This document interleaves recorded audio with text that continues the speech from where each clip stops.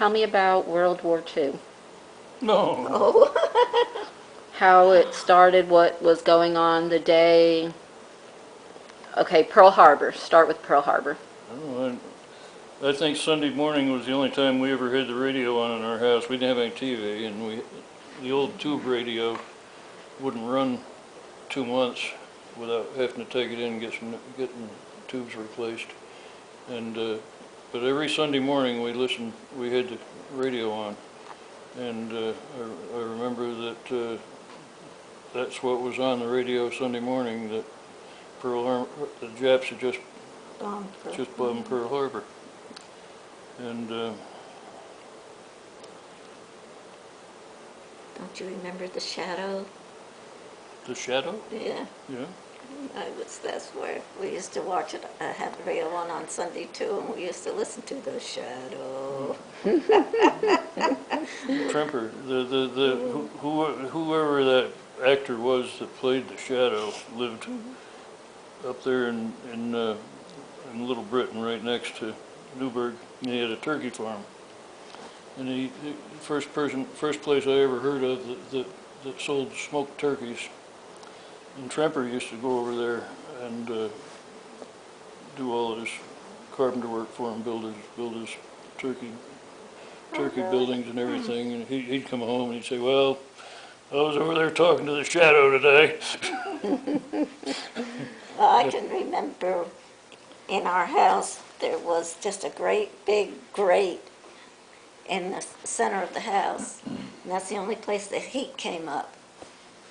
And but every Sunday we would make homemade ice cream. That was one thing that every Sunday. And we would sit and make the ice cream, and then we'd all sit on that grate as kids and eat the homemade ice cream. It was so cold, and that was the only place, and listen to The Shadow. So, what do you mean a grate in the middle of your house? Well, It was, we had the same thing. What? A great big coal furnace.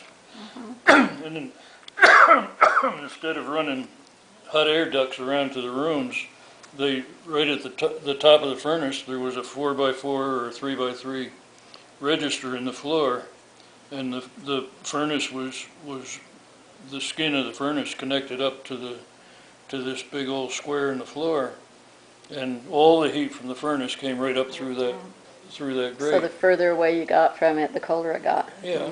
Oh, So yeah. they usually put it near the stairs, so that put the stairs near where the furnace had to be, so that the heat could go up and keep the bedrooms from freezing. I have never heard of that before. It didn't keep us, that bedrooms from freezing, because in the middle of the winter, my sister and I would have a glass of water on the, Well, you probably had your bedroom door closed. yeah, it had I don't know if we had the bedroom door closed, but it was cold that we had a pile of quilts all Well, it got over us. cold. It was It got freezing. I mean, cold. we would have snow on our windowsill, but we used to roll our hair in these rollers, these little old thin rollers, and we'd just leave our water there, I guess, and it was all solid ice. It was solid ice when we got up in the morning. So you would dip the roller into the water? That's okay. Okay, so I've never heard about the, Great. yeah. Everybody had them. Everybody, Trempers yeah, had one in their house. everybody We had had them, one. They had but one. The thing about it is, really, you were right, because it was near the stairwell, but it got the stairwell a little bit warm, and maybe the hall right up on top there, but the bedrooms, it didn't even help at all. It was just like It depended on the house. there was no So heat at all. how did you fill it with coal?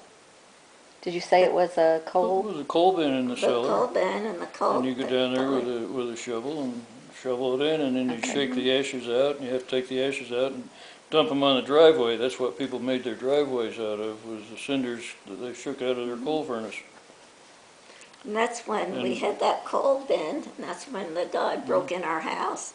We had just gotten coal that day, and usually the I guess the guy or whoever locked the window never did and left it unlocked, and this guy he came in, but my mother and father heard him, or my mother did, heard him come in because he got in there and then the coal was hitting the slid, and he slid down there, and so What house was this? And the guy broke in our yeah, house.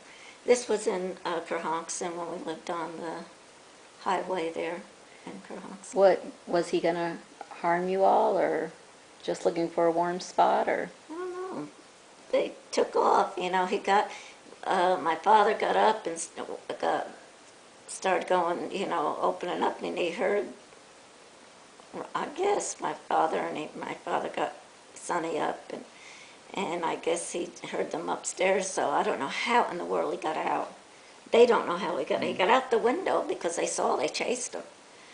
But he got away. But how he got out of that coal, I don't know, because it just kept sliding down.